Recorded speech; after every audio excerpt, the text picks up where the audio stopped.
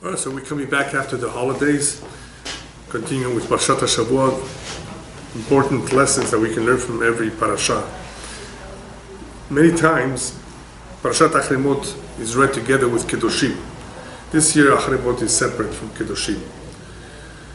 And even though Kedoshim speaks about holiness, how to become holy, Acharei is pretty much an introduction to that holiness.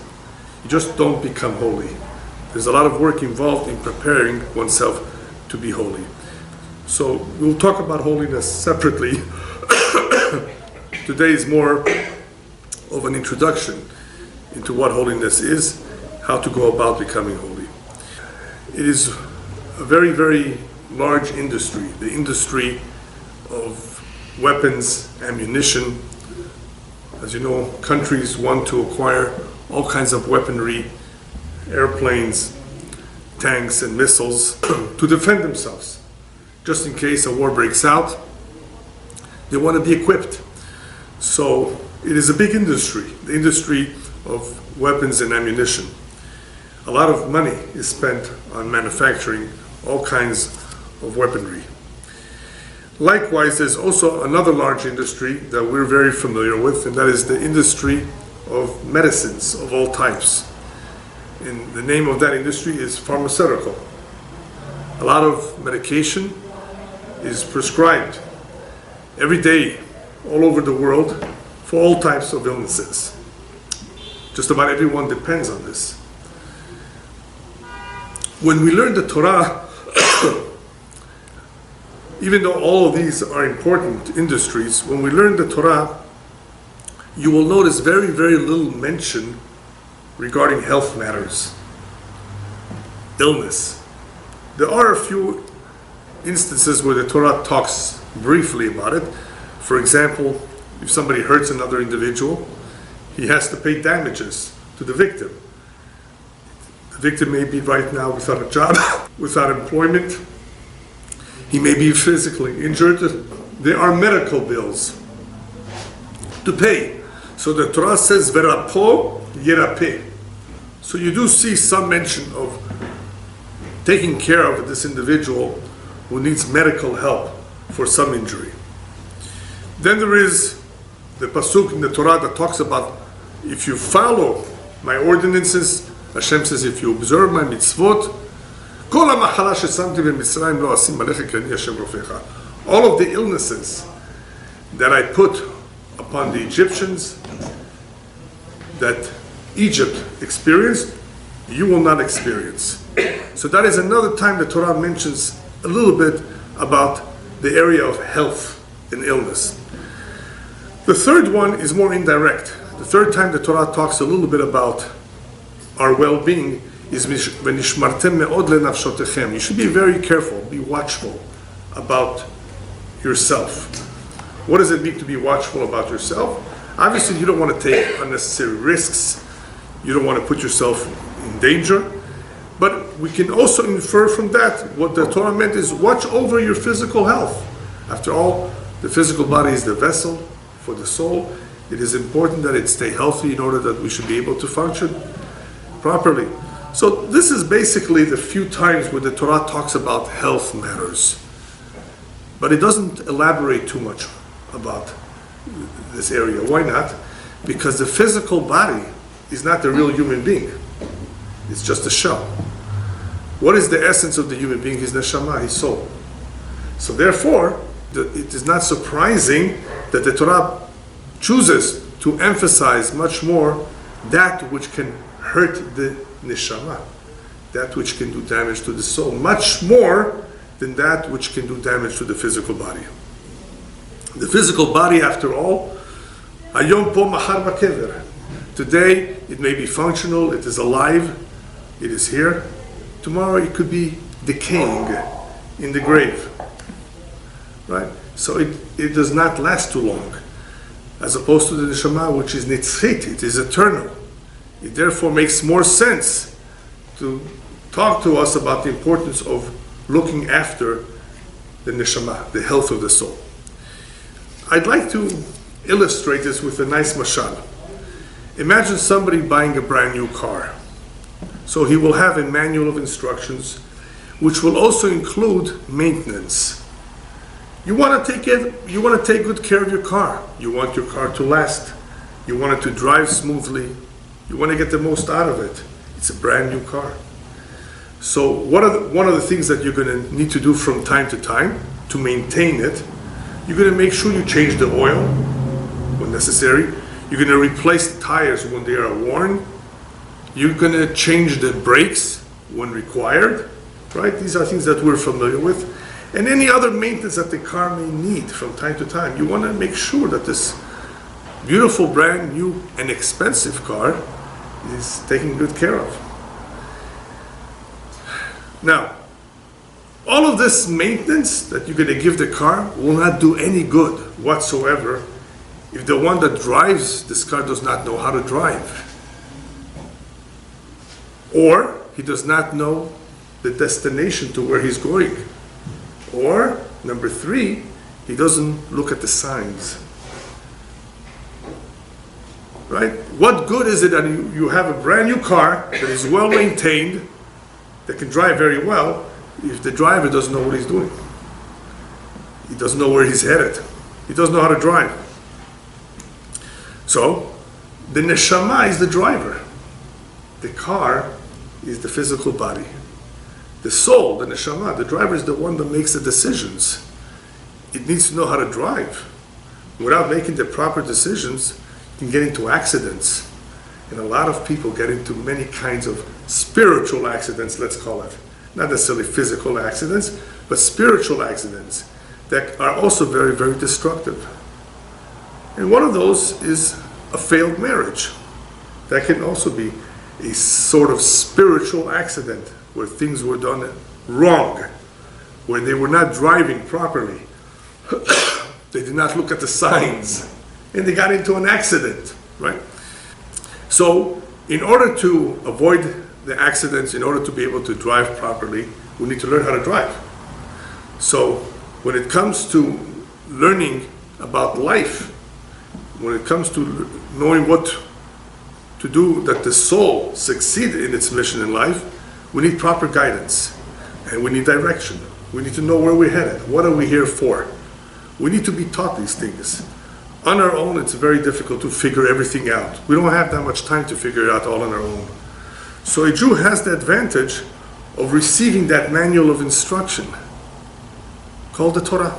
That's what the Torah is. If we wanted to describe it as a manual of instruction, it would be correct. How to live our life. Now, it doesn't mean that this manual of instruction applies to all of humanity, but there is a lot of common ground here, a lot of things that everybody accepts. Even without asking them, it makes sense to them. They realize that in order for society to live peacefully and not to have where things are out of control, crime, and all that, in order to avoid that, you have to have law and order. You have to have rules. Otherwise, things get out of control. So, the Torah, therefore, puts a lot more emphasis on the neshama, on how to take care of our soul than on the physical body. Because the neshama is the one that needs all this attention in order to do her job properly. You will notice in Parashat Acharei and in other Parshiot as well, that the Torah has warned us more than once about keeping our distance from all kinds of tum'ah, all kinds of impurities. Since we're dealing with the neshama, the soul, it is the impurities that make life difficult for her. It makes it so difficult that it sometimes hinders the individual from wanting to observe a mitzvah. Tum'ah has all kinds of reactions. Just like medication has all kinds of side effects, so does tum'ah. Except that the tum'ah affects the soul. So the soul may not even be aware of it. But one day it may not feel like observing a mitzvah. It may not feel like getting up in the morning and going to pray or going to a shiur Torah. It is discouraged, it is sad, it's not in the mood, no longer is as generous as it may have been in the past, for all kinds of reasons. it could very possibly be because of some impurities that have contaminated it, which therefore make it more difficult for that neshama to connect to that which is holy, to want to do the mitzvot. Now, we don't want to force anyone to do the mitzvot. We want the neshama to do it on its own. See, a child does not have complete understanding of the value of a mitzvah. So the father has to somewhat pressure him, push him, convince him. And even then, the child does not do so willingly. When has this child matured? When he or she understands the importance of the mitzvah, and it no longer needs to be told to do so. The reality, however, is that you have many adults, supposedly who are mature, who are not interested. So we're going to talk a little bit about that. What's going on with them? What has happened to them? Especially with those who may at one time have shown some interest in it, who are familiar with it. I'm not talking about those who are completely ignorant. We're talking about mitzvot, observance of the commandments, doing ma'asim tovim, good deeds like tzedakah. Now, why is it that sometimes people become discouraged, lose interest in it? So tum'ah is something very, very serious because it directly affects the neshama. The neshama is holy, it's pure, and if it's in any way contaminated, it feels as though that which is holy is heavy for it, and that's why it loses interest. Therefore, it comes as no surprise that you will see in Parashat Acharei and elsewhere a long list, whether it's of forbidden relationships, like in Acharei, or things that we cannot eat, things that we cannot do. And you wonder, what's the big deal? Why does the Torah warn us, be very careful, stay away from this. This is dangerous to your neshama, to your soul. Because obviously it will get in the way. When the Torah says be very, very careful, it's not only telling us about that if you do not observe a mitzvah, you will lose out.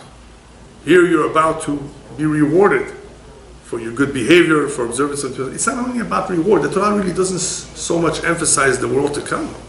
You don't have really a clear, direct discussion of that. You know what?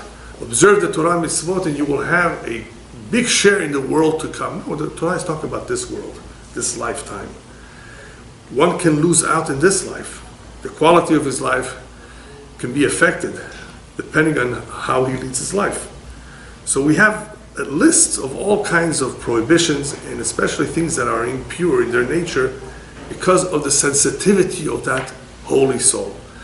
The reason I say sensitivity is because many of us are familiar with allergies. So we can appreciate, we can understand a little bit, what does it mean to be allergic to something? The neshama is allergic. It is to certain impurities. It cannot tolerate it. But so long as that neshama is in the physical body, even though it is the captain of the ship and it makes the decisions, that physical body is very, very powerful and has some say. It has the drive and the pull, right? The interest in the physical world. So it's a very, very powerful challenge of competing forces that are doing battle with each other all the time in a subconscious way. We don't even notice it. So the Torah has to tell us, be careful, watch out for these things. These will hurt you. So we find in this parasha a very interesting discussion about Yom Kippur. And you wonder to yourself, what does Yom Kippur have to do with all of this? There's a talk about the job of the Kohen Gadol, the high priest, what he would do on Yom Kippur. A great deal of work happens on Yom Kippur in the Bet HaMikdash, in the temple. And a lot of it has to do with what the Kohen Gadol will do. And what is part of his job? To atone, lechaper, Alam Yisrael, to atone for the Jewish people. Through his prayer, through his sacrifice, through all the work that he does, he achieves atonement, kapara, which is important. Why is atonement important? Because you want to erase the records of the past. You want to remove them, because if the records of the past sins are still there, that too makes it difficult for the Jew to grow, to grow spiritually. It makes it difficult for him to progress. So in order to give him a fair chance to start a new year with a clean record, Hashem offers us this very, very special and holy day called Yom Kippur to atone. Hashem says, I will atone. And in what way will that atonement help you? It will purify you. So here we have the mention of hara, purity, all of a sudden, because it has to do with that. The sins, in some ways, make us impure. Impure because it creates distance between us and Hashem. And that which is impure is distant from Hashem. You want to be close to Him, you want Him to listen to your prayers, then you have to be clean, you have to be pure. So Yom Kippur is that opportunity where, along with our confession, along with our repentance, with our proper teshuvah, of course, it's a very powerful and holy day to give us a chance to start a new year with a clean record. So the Kohen Gadol is in charge. But besides his role in achieving that atonement, what else does he do? And that a lot of people aren't aware of. Through the Ketores, for example, the work involving the incense, I think it's called in English, the Ketores, he drives away tumah. He repels the impurities. Impurities that may be around there, impurities that may have stuck to us. Part of his job involves repelling it, driving away that tumah. Because that tumah is a very, very powerful foe. It is an enemy of the Kedusha. So part of his work involves driving it away. Important to drive it away, otherwise it will interfere. It will interfere with our service. So imagine here all this work being done by the Kohen Gadol, and then you have people who on their own voluntarily expose themselves and their children to tumah. In other words, it's not enough that we are surrounded with impurity, that sometimes we commit a wrong or we do something that is not right, and that brings upon us tumah. We did not want it to happen, but it happened. So we have Yom Kippur. We have tevilah, immersing in a ritual bath. We have ways to remove that impurity. But to do so voluntarily, how does one voluntarily expose himself to tumah? But I'll give you an example. One small example, it's not so small, it's a serious one, is when parents send their child to a school where they will be taught heretical beliefs. Kfirah. In other words, when God is not in the curriculum whatsoever, and what is in the curriculum? All kinds of things that are associated with impurities, with all kinds of tumah. And as a result of that exposure, that child is going to have double the job to try to release himself to get out of this tumah, because that's all he has learned, that's all he's been taught. Because in the end, every human being really does have the power to do the will of Hashem.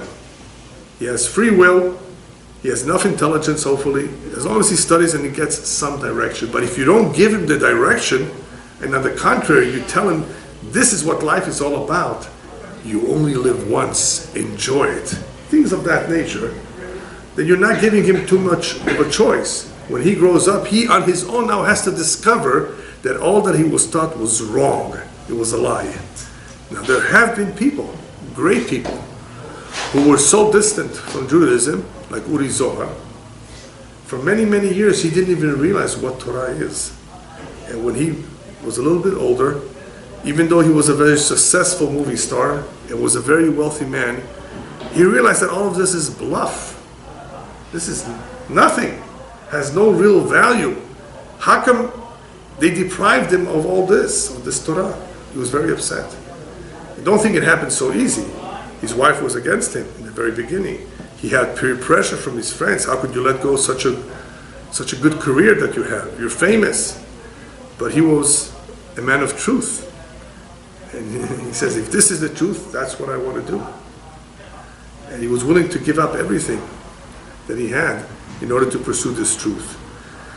So not everybody is as strong and courageous as him. So if a child at least is guided properly and he is given the tools, the know-how, this manual of instruction, he has a better chance. It's not 100% a guarantee, We all have the evil inclination, the yetzer hara. We all have our challenges in life. As I always like to give the example of a bribe. You can bribe the most religious person with $150,000. You think you won't blink? You won't think about it? $150,000 to do something wrong. He'll try to find a loophole. Not everyone. Depending on how strong he is, if he has integrity or not.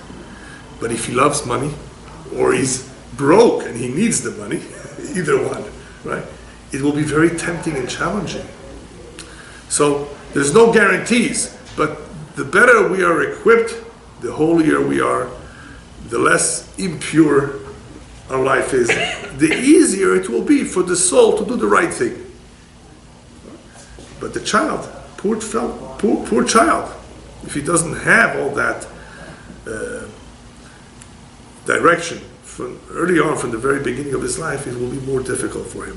So here we have the Torah instructing us with clear instructions: be careful, stay away from all these cultures that surround you, all these nations who have all these abominable practices that are going to be very damaging to your mission, to your soul. The average individual does not see how it is damaging right away, and we'll talk about that soon. Why not? And he therefore may be easily misled that this is not harmful, but the Torah warns us more than once: be careful, this will harm you. This is no good for you. So a child, for example, or even an adult who is exposed to the tumah, what this may do to him, it may cause him to become completely disconnected from his shoresh, from his makor kadosh, from the holy source of his neshama. The Torah calls this karet. Karet is a very difficult concept to explain. Even though the word means to be cut off, it could mean more than one thing. It could mean that a person's life is shortened. Imagine somebody who came here, and he was supposed to stick around for 85 years. But he did something terribly wrong, intentionally. Not unintentionally, intentionally. So one of the punishments, which also acts as an atonement, of course, for that individual is he is fired. You were supposed to work here for a while till the age of 85. Hashem says, I fire you. And this person leaves at 55. 30 years less than what he was supposed to.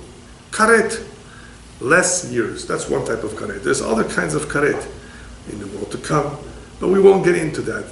All I wanted to bring out with karet is that the soul becomes disconnected. That in itself is bad enough. Disconnected from its holy source. And it's lost. And it's very, very difficult for it to come back. It can happen as a result of certain actions that certain people do. It becomes more and more difficult for them to return. It's never impossible, but more difficult. People who are addicted, for example, to bring them back, to rehabilitate them completely where they have no more addiction, it's difficult. It takes a lot of hard work. So somebody who's been in the tumah, immersed in the tumah for a long time, it's very, very difficult for him to come out. Unless, of course, Hashem somehow awakens him, helps him out, and sends him the right people. But that's not enough. He has to want to, which we're going to talk about soon.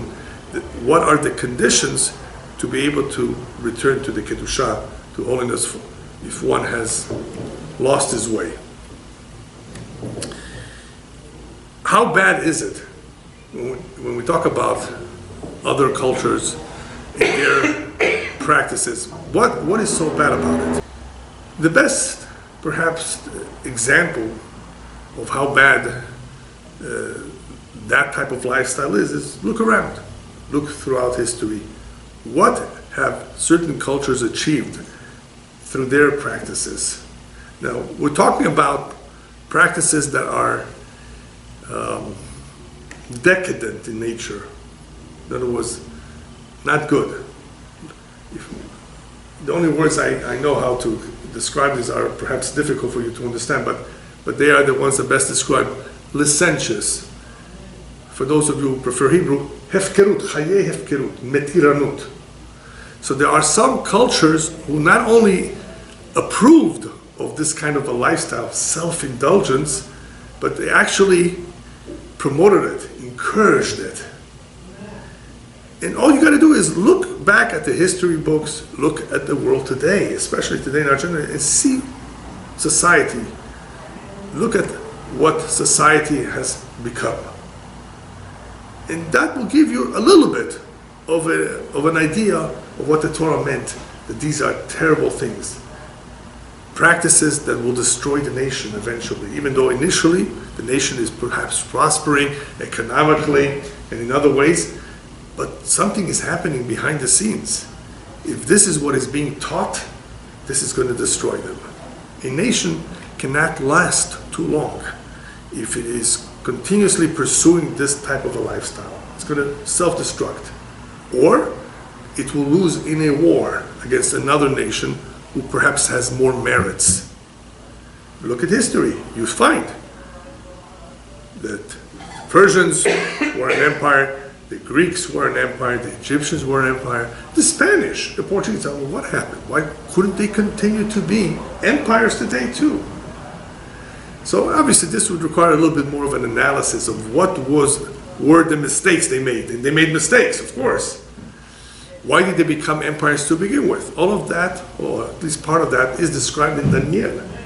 Daniel, in speaking about the future, also speaks about certain empires, that they will last so long, they will be replaced by somebody else. But why? So it's interesting. Obviously they're not perfect. Obviously they're doing something wrong. The Jewish people themselves were driven out of the land more than once. The temple was destroyed, the Bet HaMikdash. Obviously something wrong was done. So if we look around, all the villains that existed, all the barbarians, all the wicked nations, their culture, and what they emphasize, you can understand what this led to and how this brought their downfall, their eventual downfall. Very corrupt and very decadent. And that is where society is headed today, all over the world, pretty much. Very, very liberal. A godless life, where what's more important is a hedonistic type of lifestyle, where the physical body takes precedent over everything else, your comfort, the pleasures in life, and all of that. And the Torah warns us about this. And you may wonder, well, why not? Can't I have a little bit of that too? So we'll talk about that a little bit later. Why can't we just have a little bit of that? Right? Again, the Torah is not against enjoying life. Don't get me wrong. You can enjoy life in the proper way, in a moderate way, yes. But be careful with tumah. Anything that the Torah considers off limits is off limits. That's it. Can you marry your sister? So even the non-Jews will tell you, oh, that's called incest. So what's wrong with incest? What's wrong with that? Well, you will say, well, the children that are born out of incest may have all kinds of illnesses. But that's not the reason that society, at least most societies, are against it. Not because of that. It's just it's not acceptable. Why not? Right? Obviously something tells the human being that it's wrong. So the Torah has a list of additional forbidden relationships in this week's Parasha that are also wrong. Homosexuality. I have a whole lecture about that.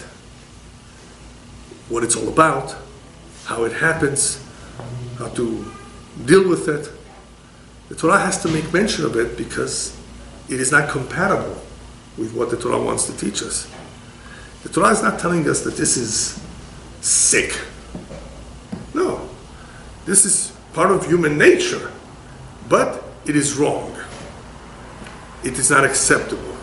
It is not compatible. That's the language that the Torah will tell us. Sometimes the Torah will tell us that this is an abomination, which means something else. Not only that this is disgusting, but this is completely contrary to what we believe. Completely. The exact opposite. But a lot of the nations, especially in the past, did perform all kinds of abominable acts because of their beliefs, wrong beliefs. For example, child sacrifice. Have you heard of that? In South America, some of the Indian tribes sacrifice their own children, not somebody else's children, even their own. What's that all about? Because of certain beliefs that they had. But it's not just enough to say that this is a belief. Where does such a belief come from? From the tum'ah, from the impure forces, which I'll elaborate soon on. It is very important to keep in mind at all times that the Torah is doing us a favor.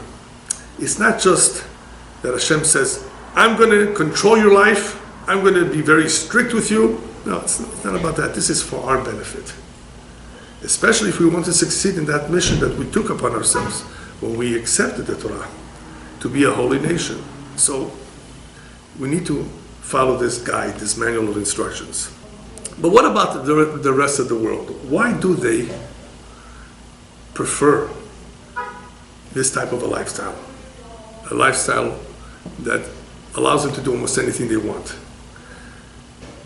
So the simple answer is they don't want responsibilities. To be responsible is something that is not so easy. It is something that not everyone automatically wants. They have to really believe deep down that they are accountable for their actions, that there is a God.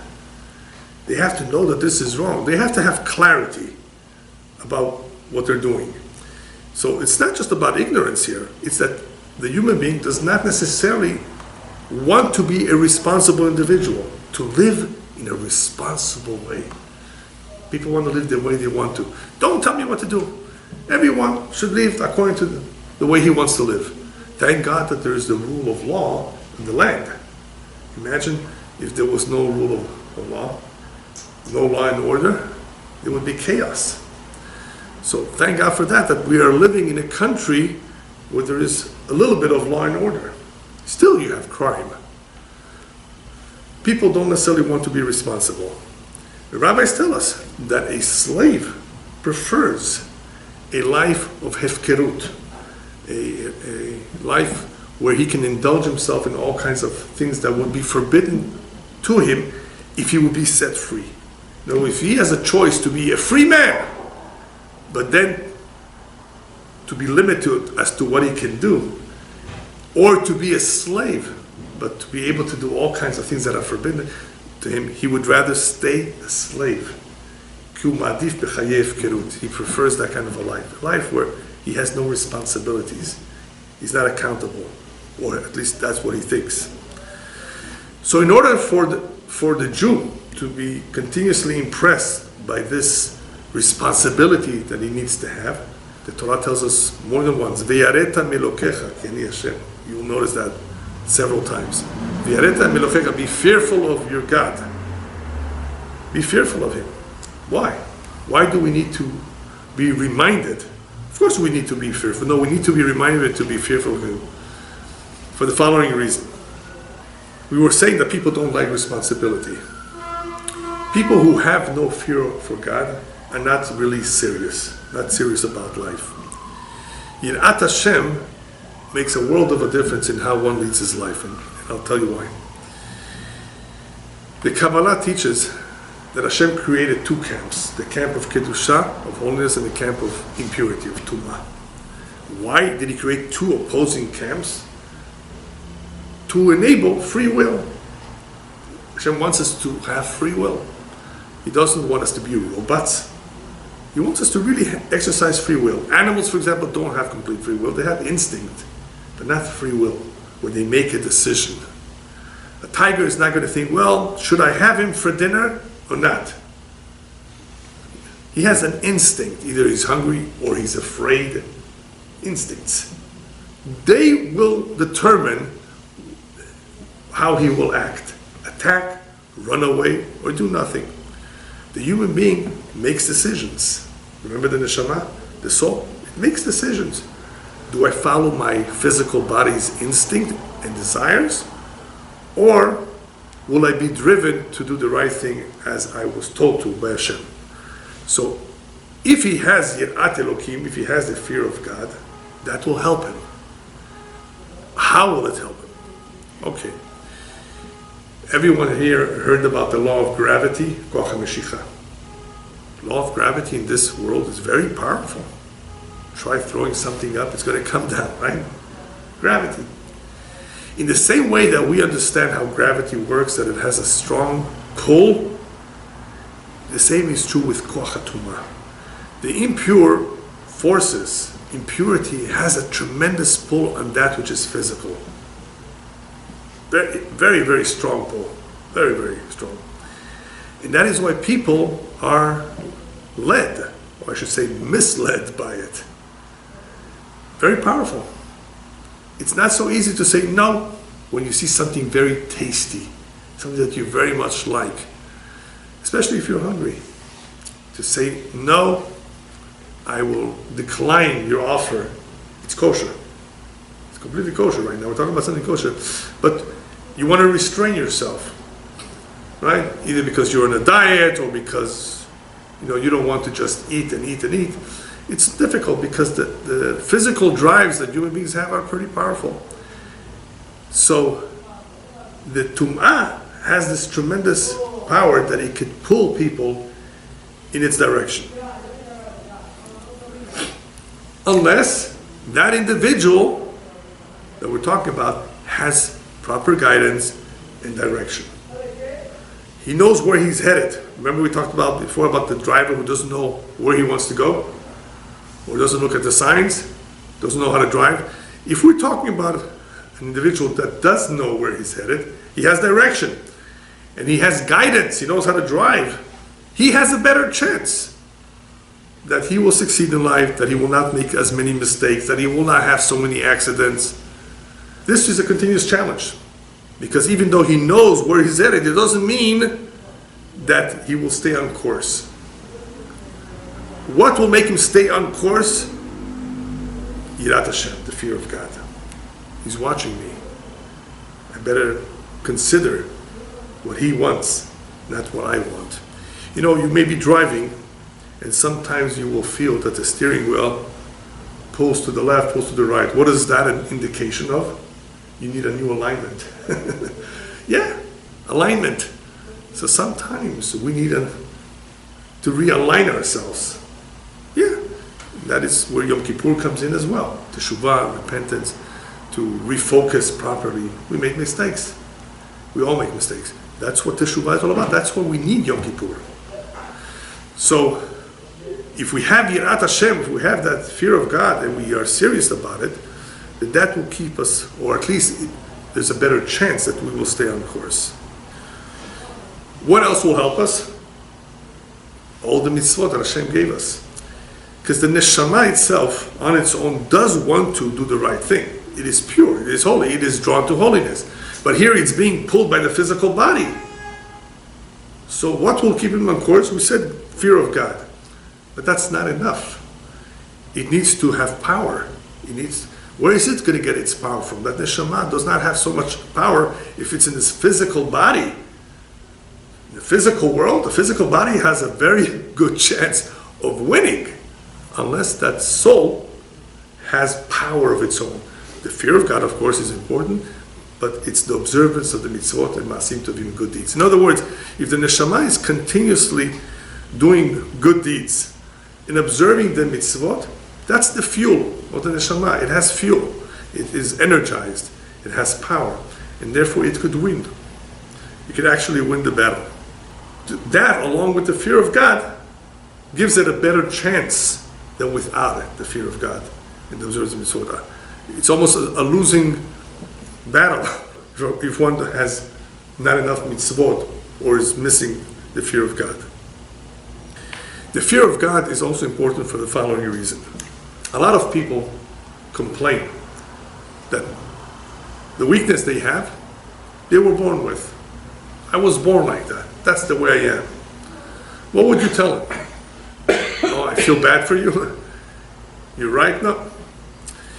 The Or HaChaim HaKadosh, the commentary, Or HaChaim says, that's the advantage of tzivui Hashem. When the Torah tells us Hashem commanded you to do so, or not to do so, that in itself is to remind us that the fact that you were commanded means that Hashem believes that you have the power to resist or to observe the mitzvot, depending on what we're talking about.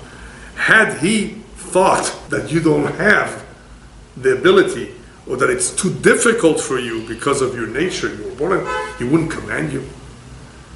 So when the Torah tells us Hashem commands you, it's because Hashem believes in you, that you have that ability to resist when there is a need to resist, or to do something that needs to be done. In other words, we have the capability, as long as we have that direction that I mentioned earlier, the Yirat Hashem, the fear of God, that gives us the sense of responsibility, then we're able to overcome almost any challenge. I want to now explain a little bit how powerful this evil inclination is. It's important to realize that this is a formidable foe, real powerful enemy. We don't underestimate him. Yetzer is very, very powerful. The best and the greatest have stumbled, have fallen. But just to understand how he works, I want to give you the following, I want to share with you the following investigation that I took upon myself.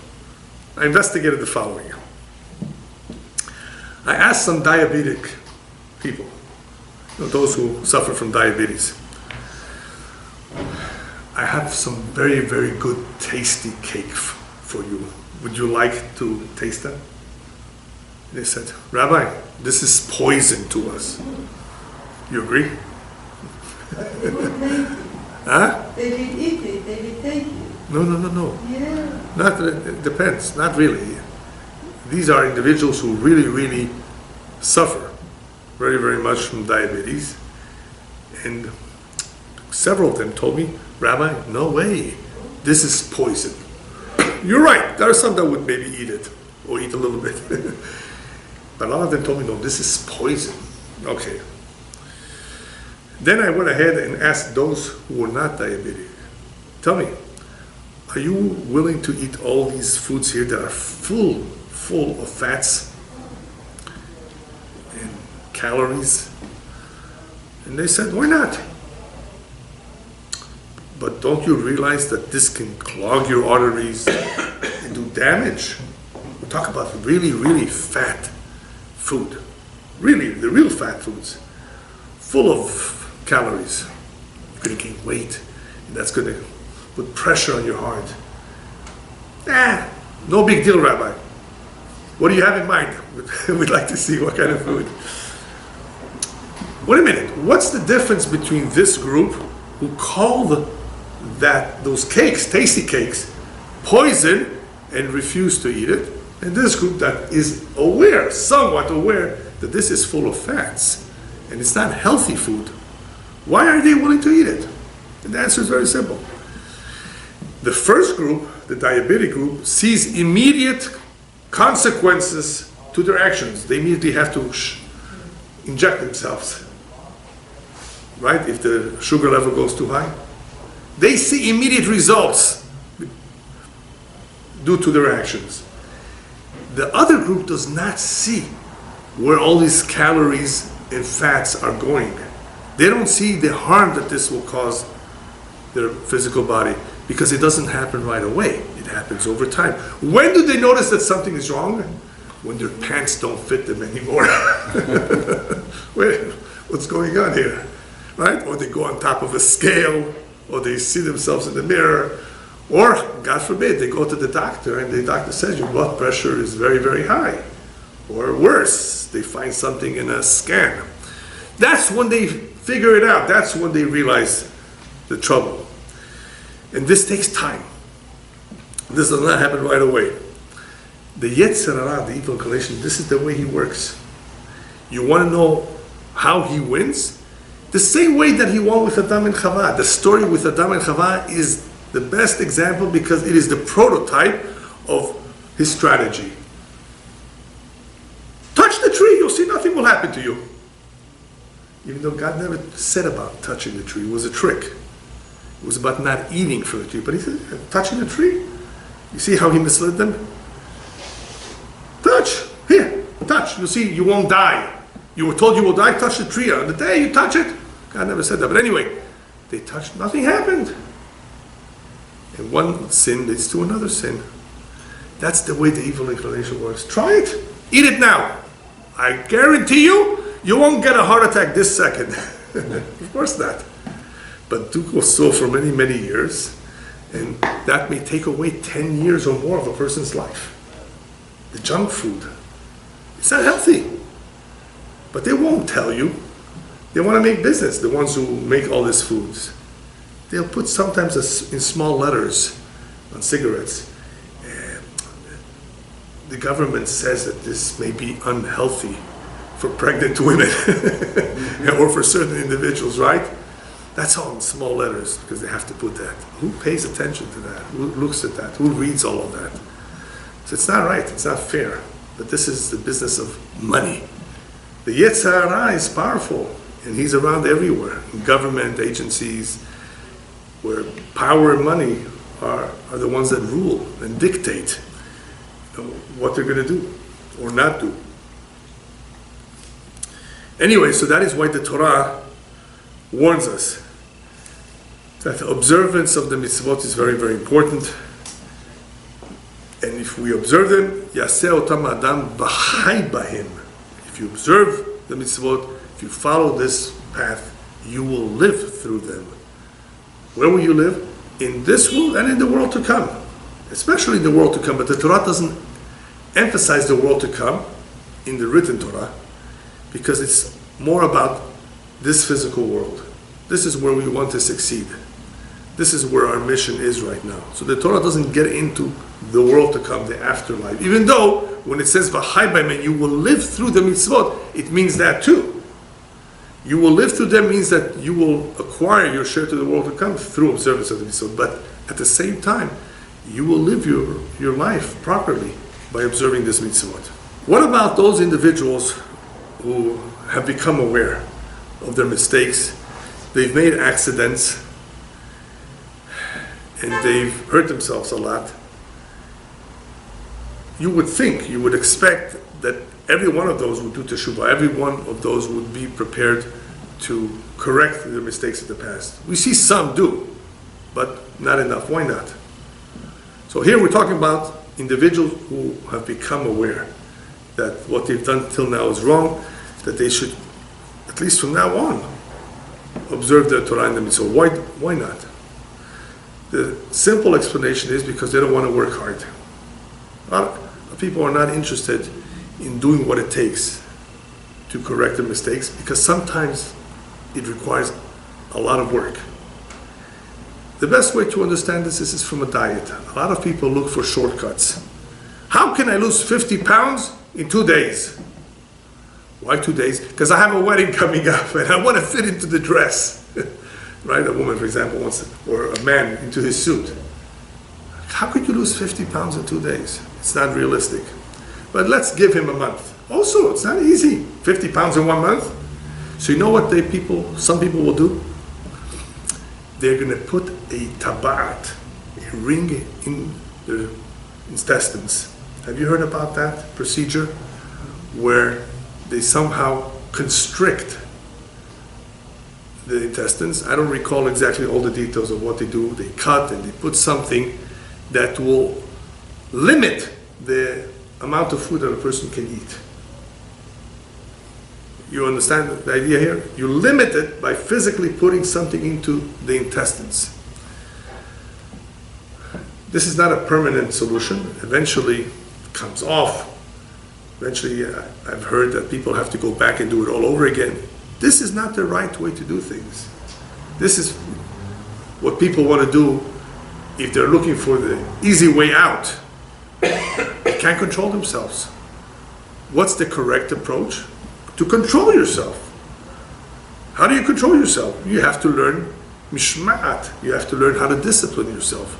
You have to be responsible. Remember we said before, responsibility. To fight the yetzer hara requires tremendous amount of effort. And that effort begins by working on midot. Midot are character flaws, refining our characteristics. We have to sometimes change our lifestyle. It could be anger management, it could be laziness. These are all midot. And I have a whole series on the internet about how to work on the various kinds of midot. Good advice for people who really are serious about making a change in their life. So discipline is very important. It will help people who are responsible and who are prepared to discipline themselves. It's important to have the right hashkafat olam, the right perspective about life. What is life? What do I live for? Why do I need to work so hard for? Why am I here for? Where am I headed? Remember we talked about the car? Where am I going? I bought this expensive brand new car. Where are you going with it? Have you ever seen somebody go up a bus, sit down and not know where he's going? Well, that's what a lot of people are doing. They don't know where they're going. They're just alive. They need to work so they can pay their bills. Perhaps they're thinking of marriage so they can have a partner, perhaps have a family. But what for? What's all this for? Who needs this? Isn't it a burden? Yeah, some people think a family is a burden. That's why they prefer to have a dog these days. They don't have a clear sense of direction. What are you here for? What do you need to accomplish? So, a person who wants to make a change has to be willing to work hard. For that, he has to have discipline. He has to have the right outlook. And he has to have the koach haratzon. He has to have willpower. This is something that a lot of people forget. You need to want to. If people don't really want to, they say, okay, I'll give it a try. You need to want to. You have to care about something. Otherwise, it won't happen. In order to help us get to our final destination, we have no choice but to maintain our distance from those things that the Torah considers dangerous. In order to understand maintaining distance, I think the best example is when you're driving. Again, we're going back to the example of a car. You have to maintain a distance, certain amount of feet from the car ahead of you. Otherwise, you may crash into him if he stops all of a sudden. What's that all about? Makes sense. It happens all the time. When in the same way it's true about cars maintaining their distance, if you want to drive safely, the same thing in life. You have to maintain safe distance. So the Torah speaks about it and says, "Ushmartem et mishmarti." Watch out with my ordinances. Mishmeret means those things that I have given you, those statutes and ordinances that are intended to help you maintain a distance, to guard you from falling over. Like we have a guardrail that we should not fall over. The Torah and the rabbis also have put in place certain mishmeret, certain harchakot, certain laws that are designed just to protect us, that we should not make a mistake. There are many, many examples, but we don't have the time to go into a mitzvah that is intended as a mishmeret. But basically, when it comes to harchakot, don't take it lightly. When the Torah says, watch out, keep your distance, it means that this is potentially a problem area. Then don't say, well, it won't happen to me. Okay, maybe we'll just give one example. Shlomo Melech, he was a king. And the king is told not to marry too many women. For some people, one is too much. And he took 1,000. The Torah says it's not good. It's not good. It won't happen to me. He was a very wise individual, but it happened to him too. They misled him. Imagine 1,000 women. It's not simple. Now, obviously, if one is fortunate and he has a good wife, then she will be an ezer kenegdo. And she will actually be a blessing. She will help him in many, many ways. But be careful. Once you add a second woman, which biblically is permissible to have, you're taking here a risk that the two will be jealous of each other. Jealousy, nothing more than that. And that is a recipe for a lot of trouble. Trust the Torah. This is the manual of life. Hashem is telling you, keep your distance. But what would happen if nonetheless a person made those mistakes that we talked about and got dirty, got contaminated? For that, we have Yom Kippur. For that we have the Day of Atonement that is necessary. In order to go into Kedusha, in order to become holy, which the Torah expects of us, it is first important that one cleanse himself. You cannot become holy while still unclean. You got to take a shower to remove all the stains, remove all the bad records. People today are trying that with a bad credit report. How do they repair their bad credit report that they have? It takes a little bit of time, perhaps a couple of years. They have to do certain things. But you want to apply for a loan, you want to get a good job, you have to first take care of the bad credit. So we have, again, a tremendous special day called Yom Kippur, that if is observed properly, Hashem says, I will forgive you and allow you to start a new year clean. Otherwise, all those sins will be in the way. How will they be in the way? Think of paint. You're about to paint the living room, the bedroom, with a different color than what you had before. If you want to just use one coat of paint, not too much paint, how do you do it? You first put a primer. You know what a primer is? That primer helps seal off the old color so that the second coat of paint, hopefully, will do this job. Otherwise, you may need 2 or 3 coats if you don't put a primer. So the Yom Kippur erases as a primer the old paint, the old stains.